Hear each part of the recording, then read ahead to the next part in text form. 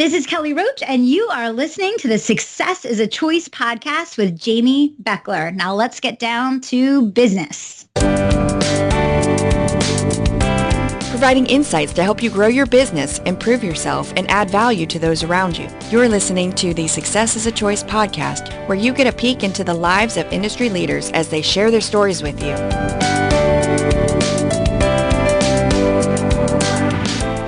Welcome to Success is a Choice podcast. I'm your host, Jamy Bechler, and today's guest is someone that can help you pursue meaningful work as you transform yourself and the people around you. Even though Jonathan Milligan is a rock star in the world of blogging, he does so much more. He's an author, speaker, career coach, and trainer. He helps teach others the roadmap to a meaningful life so that they can also enjoy more time with their family and watch some more college basketball. On that note, Jonathan, welcome to the show. Hey, Jamie, thanks for having me. I'm excited to be here.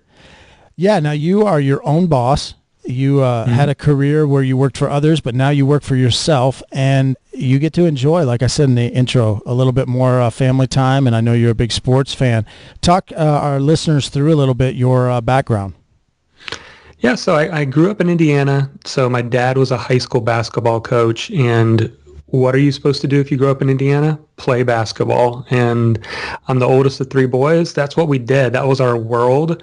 My senior year, we made it to the state championship game, and lo and behold, in the third quarter, I was going after a loose ball and broke my leg, of all things. And that was my senior year. That was a tough time for me. Basketball was my world. And I actually had to have a rod and pins put into my legs and was told I probably would never play again. Even though I lost my basketball scholarships and opportunities at the time, there was a college that was willing to take a chance, and I redshirted and ended up actually playing 4 years of college basketball. And then it came that time where for a lot of people, it's like, okay, what's next? What is next for me? And both my parents were educators, so I thought the teaching profession, teaching and coaching was kind of be where I landed. The coaching part I loved, but the teaching for me, I started feeling after a couple of years like the walls were slowly closing in on me. It was a little bit too structured, and I'm a more entrepreneurial spirit. So lo and behold, I began this journey of figuring out what am I going to do that makes more impact in the world while taking care of my family, something that truly taps into my own strengths, and how am I going to make my mark on the world the best I can. So I fell into actually corporate recruiting or headhunter, executive recruiting in accounting and finance, and did that for about 6 or 7 years. But still, I wanted to do something that was my own thing. And lo and behold, I found the idea of a blog. And I started a career coach blog in 2009.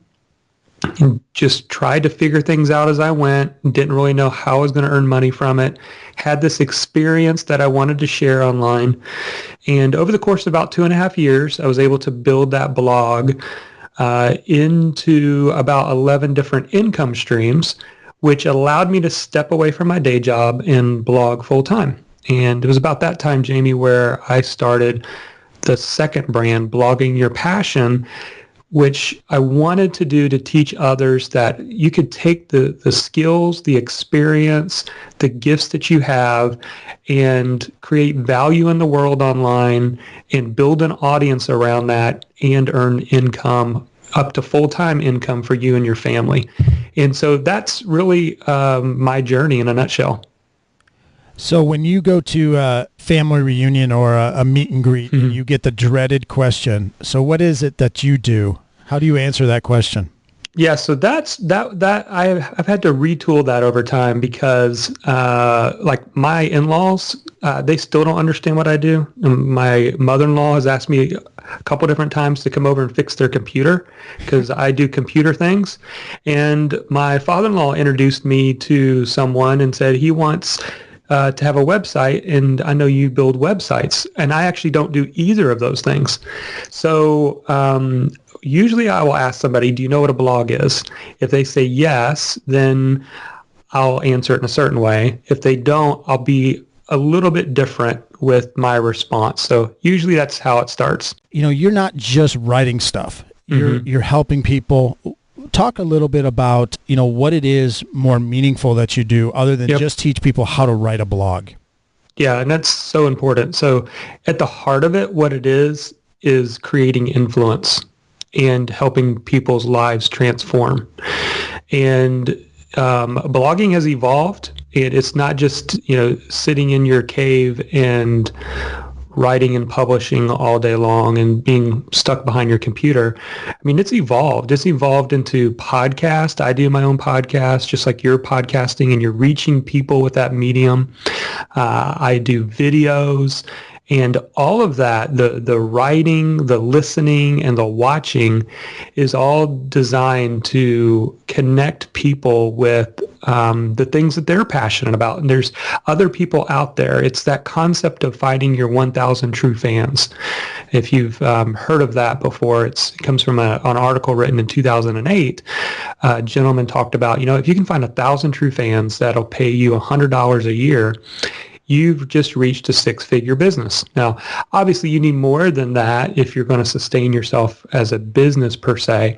But at the end of the day, what I get excited about is its influence. And like what I do at Blogging Your Passion is I get to influence the influencer, which multiplies my ability to create impact because I encourage them, I equip them to unleash them to have the courage to share their passion and their experience, which in turn helps a whole nother level of people. And so you're right, it's so much bigger than just a blog. It's really about transformation, influence, leadership, and impact. A lot of our listeners are in the leadership space. Maybe they're college basketball coaches or even administrators, teachers, whatever it is, maybe in the business world. What would you say to them? Do they need to have a blog? Do they need to write down stuff? Do they need to have a platform? Yeah, so here's what I would say. First of all, I think anybody who wants to move into this space, whether it's actually writing a blog or something else, you need to have a home base. You need to have some place on the web that is 100% yours. So having a website is key. Now, there's a difference between having a static brochure website and a dynamic website. People don't keep coming back and revisiting a static brochure website. People will come back if you've got a dynamic blog or website. So a blog is just a place to hold content pieces. So it could be written content, it can be podcasting, or it could even be videos. And so what I often encourage people to do is lean into your strength. I teach something that's called finding your gift order. And it's that all of us, typically people that I've worked with, they're either a writer first, a speaker first, or a coach first. And when I use coach, I'm talking about the more general practice of coaching people. And so depending on which one of those is your primary strength, that is the fastest path to impact. And so I have a friend who he has a difficult time sitting down and writing, but you give him a topic and hit the record on an iPhone, and he's got plenty of wisdom that dispenses out of him. And so he'll create like 12 of those each quarter and release them once a week. He may or may not call that blogging. I see it as blogging because it's a dynamic, growing ability to influence and add value to people up front. And in that case, whether you're writing, you're podcasting, or you're doing videos, I think the goal is to get people on an email list where you can then influence them further and build a relationship with them. Well, we mentioned that this is your full-time job, not fixing people's computers or building websites like your in-laws think. But, you mentioned 11 different income streams. What are some of those income streams? How have you been full-time with this job? Sure. So I've been full-time blogging since 2011, and there are what I call active and passive ways to earn income with a blog or a website. So active ways would be things that actually require your time. So in the beginning, when I was a career coaching blog, someone ordering a resume service from me for a few $100s, or they ordered some coaching from me, that was active. Passive ways are like creating an online course. So I have people every single day that purchase online courses for me. Sure, it took me some time to create that course, but once it is created, then there's nothing more for me to do. My ability to scale my influence increases. Another passive one that I like is a membership site. And I probably shouldn't say passive because I like the word recurring a little bit better, recurring income, because you're still adding value on a regular basis. But I show up live 2 times a month, and I have run a membership site now for almost 5 years. And so that creates income as well. Some other things you can do is like group coaching online is a tremendous opportunity to kind of scale your impact as well. I do that. So I'll show up for an hour each week, and I've got about around 16, 18 people in that coaching program. If I was doing it one-on-one, that would be 16 hours a week. And so I'm able to scale in that way. Other sources, there's affiliate income where other people have products and services that will give you a share of it, just like a sales commission kind of a thing. And those are just a few of the primary ways. I mean, obviously speaking, book writing, royalties, creating an audiobook. I mean, there's a lot of different ways. Most people don't realize that there's that many ways that they can create income. You talked about online programs and membership sites. What are the benefits of those for somebody that's doing that? Yeah, so the benefits are you multiply your impact. So you have the ability to have people, if you do an online program, online course correctly, the correct way to do it is to get super specific, and there actually needs to be an outcome. What is the transformation that's going to take place?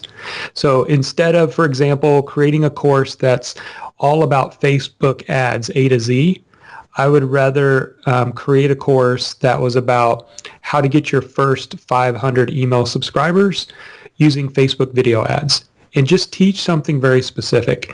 So I think starting there is important, that you create transformation, so that that's a benefit for the actual consumer. But I think the benefits for yourself is you again get to scale out your expertise, and you get to have people. It's like what Dan Miller calls the Swiss dollars. It sells while I sleep soundly. So in the beginning, before I was even able to do this full time, and I was still doing the executive recruiting thing, I created a course called Job Search Mastermind that helped people with resumes, interviewing, and negotiating their salary.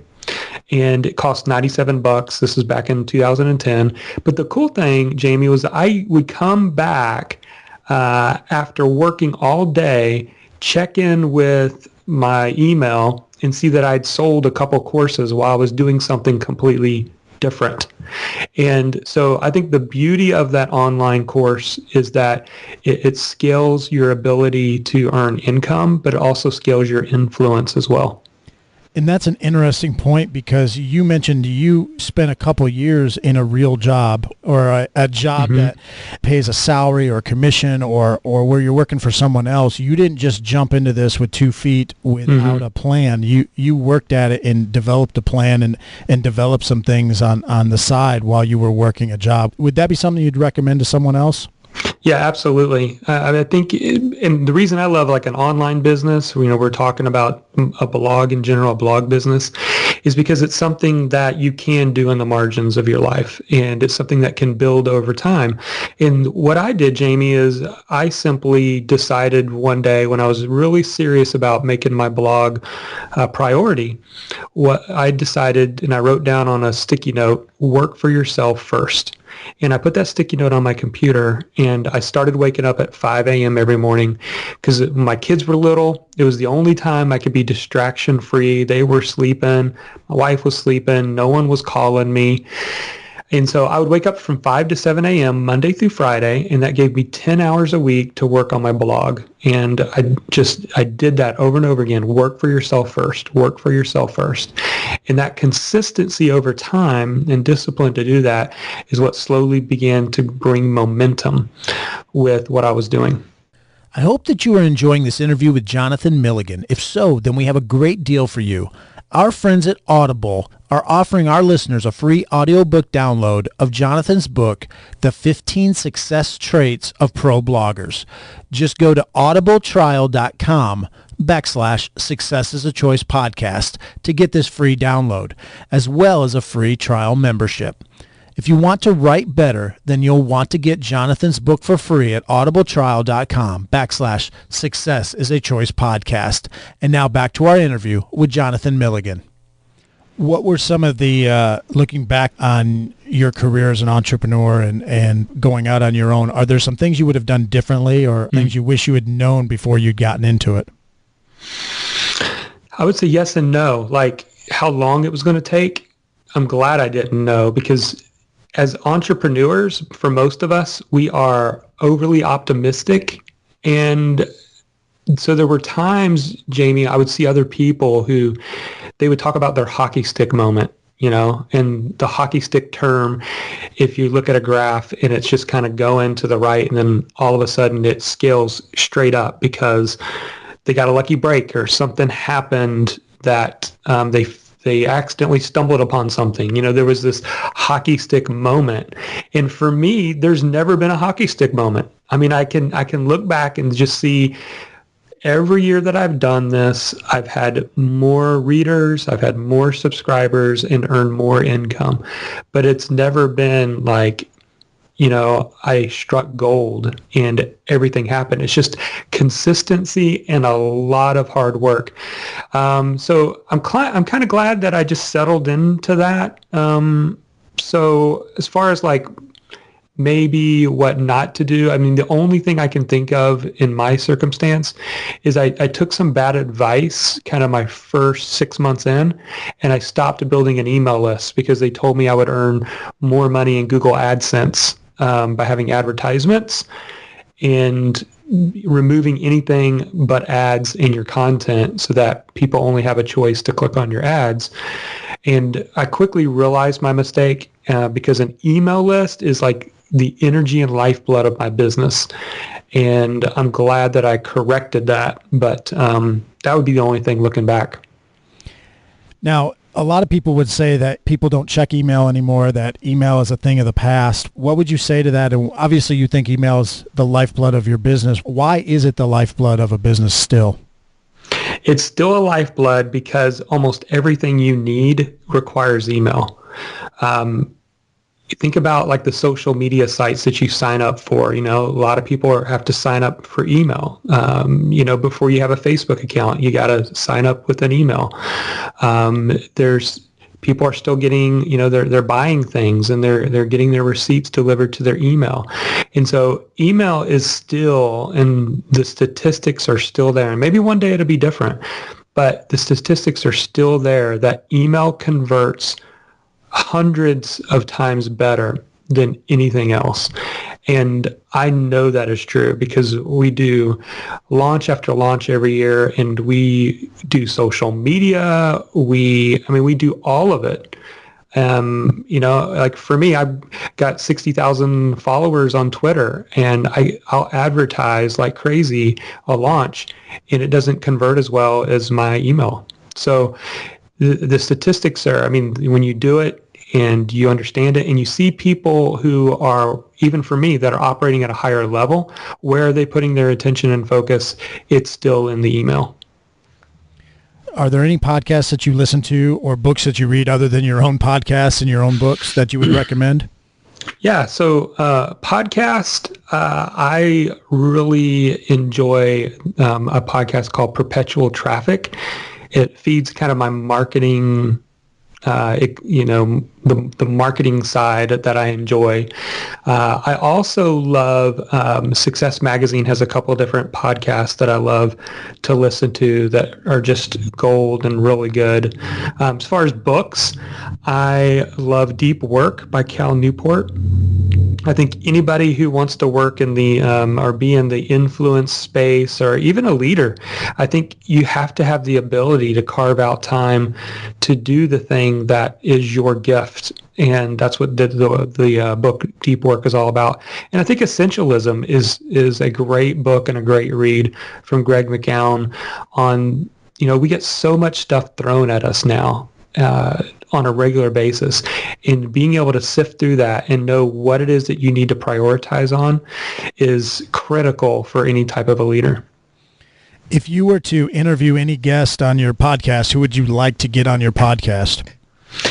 Yeah, so the one that I would pick, he's actually not living anymore, but I would say Zig Ziglar. I absolutely loved Zig Ziglar. When I look at my journey and my growth in my own development over the last 20 years, he had a big part in that. And I got to hear him speak live once. I always wanted to personally meet him in person and take a picture, but I was not able to before he passed away. But he would be a guy that, man, I would love to take the lunch, hang out with, interview, just spend a little time in his presence. As someone who's self-employed, you use a lot of productivity tools. You mm-hmm. need a lot of resources or things to help you in your daily work. What are a couple of those things that you would have a hard time living without? Yeah, so I use Michael Hyatt's Full Focus Planner. So I like, even though I'm going to tell you some apps that I use, I still like being non-technical and going more analog with helping me focus for the day, because it's easy to get distracted. And so his planner helps. Before I was using the planner, I would use a 3x5 card each day. And I would literally write on one side of the card my 3 areas of focus, my big 3 tasks that I want to get done that day. So that helped me. But online, for me and my team, we really love the Asana app.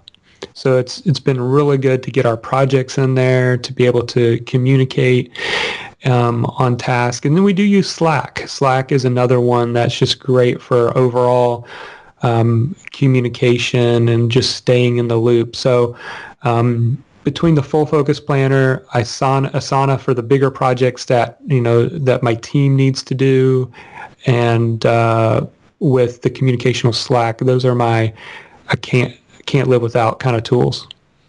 Now, you're a big sports fan. Do you have specific teams that you root for? Yeah, so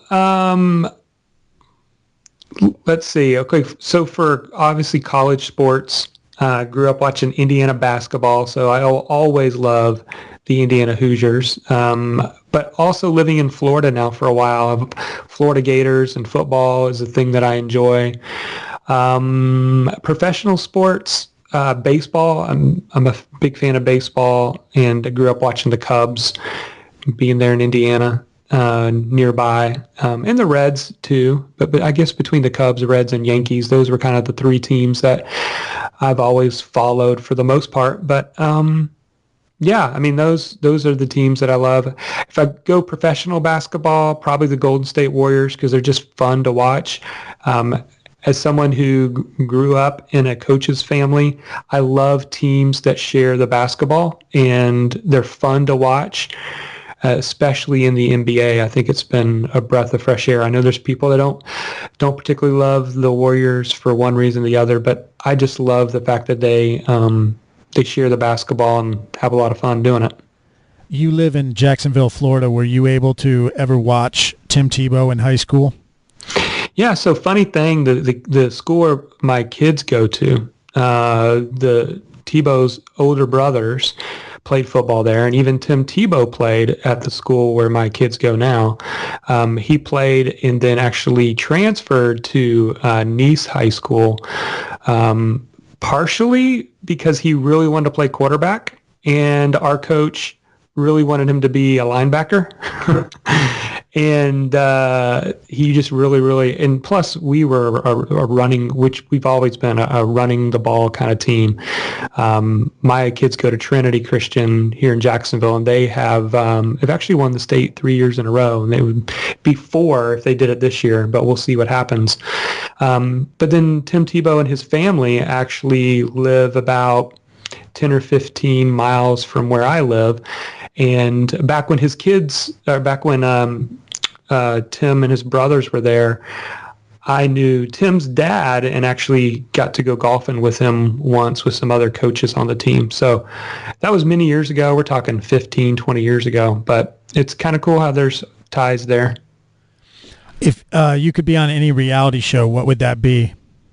You know, the one that I love the most is The Prophet, Marcus Lemonis. I know a lot of people may not have seen it, but I love it. I would love to be backstage. I would love to be anywhere near his. I just love the idea that you can walk into a business, see what's dysfunctional, whether it's the people, the process, or the product, and improve it and make it into something. So I love that. I would love to be a part of something like that for sure. So you would love to be on the production side, not be the failing business that's dysfunctional. No, definitely. Yeah, definitely not the failing business. He did do another show. I can't remember what it was called, where he actually hired somebody.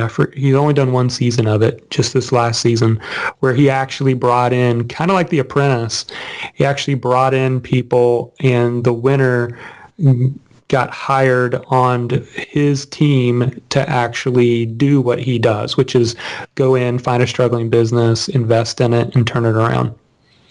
Well, how do you continue to grow and develop? You know, you're constantly writing, you're constantly putting out content. How do you refresh? How do you fill your tank back up? Yeah, so two things. One is totally unplugging on the weekends. And by totally unplugging, I mean just unplug. So Saturdays and Sundays for me, I try to be nowhere near my computer. I don't allow my wife to let me open up the laptop, because I love what I do and it's easy for me to get pulled into it. But what I've come to discover is that when I totally unplug and I find something else to do with my time, when it comes Monday, I'm much more productive. I'm excited. I'm ready to go. And so we all need that in our lives. And that's one thing that helps me. And the other thing is just constantly being curious. I love to continue to learn. I read about a book a week. People ask me, how do you read a book a week? 30 minutes a day during lunch. You can get through most books in 3 to 4 hours. And I absolutely love to do that. It keeps me excited. It keeps me learning. It gives me ideas of new content ideas, new angles, new things to share in coaching situations because I'm constantly learning. So those are the things that kind of sharpen my saw. You mentioned Zig Ziglar earlier. Who are some other people that were thought leaders or really impacted and shaped either how you think about stuff, how you see things, or how you go about doing your business? Yeah, so John Maxwell, definitely, no question. I've read a lot of his books over the years and always loved them and enjoyed them. I would also say Michael Hyatt. He's kind of in my blogging space, and so I've always loved a lot of what he has and what he produces. And then Jim Rohn, he's another one that's not here with us anymore, but he was full of a lot of wisdom, a lot of things that make sense that has just really stuck with me over the years. So those would be some people I would consider to kind of be mentors from afar. So what does your next year look like? Do you have any big events coming up or big things that you want to tell people about? Yeah, so something I just came out with this past week is letting people know that I'm going to be hosting in the spring of this next year a live event called Blogging Your Passion Live. Now, I've done a couple live events in the past, but they were designed to be more intimate, under 10 or 15 people. It was a $5,000 kind of event. This one is going to be a little bit bigger. Probably more like $1,000 event, but truly more of a workshop of helping people actually make progress in building out their platform and making some critical decisions on monetization. What is it that, according to my topic, what is it that I need to create next? Is it an online course? Is it something else? What is it that I need to do to build my audience and build my platform? Where can people connect with you or find out more about what's going on with you? And we'll be sure to put those things in the show notes. Sure. Well, my first original blog is jonathanmilligan.com. So you can check that out. I talk a lot about, of course, I have career articles that have been there for a while, but I talk a lot about productivity. I talk about, self-leadership, things like that on that blog. And then over at bloggingyourpassion.com is where I talk more about building an audience and building a business online with your passion, your skills, and your experience. So those are the two places you can find me. And where can people find your website services and your technology services, how you can help them with their antivirus software? Yeah, so call my mother-in-law and my father-in-law, and I'm sure they will reach out to me about that. Excellent. Well, Jonathan, we appreciate your insights today. Thanks so much for joining us. No, thanks for having me. I hope that you enjoyed that episode with Jonathan Milligan. He has helped me out a great deal in my own writing, and I can tell you he definitely has a passion for helping people become better. I highly recommend checking out his website, jonathanmilligan.com.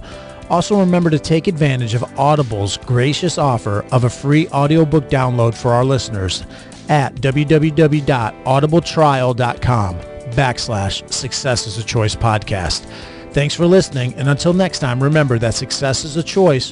What choice will you make today?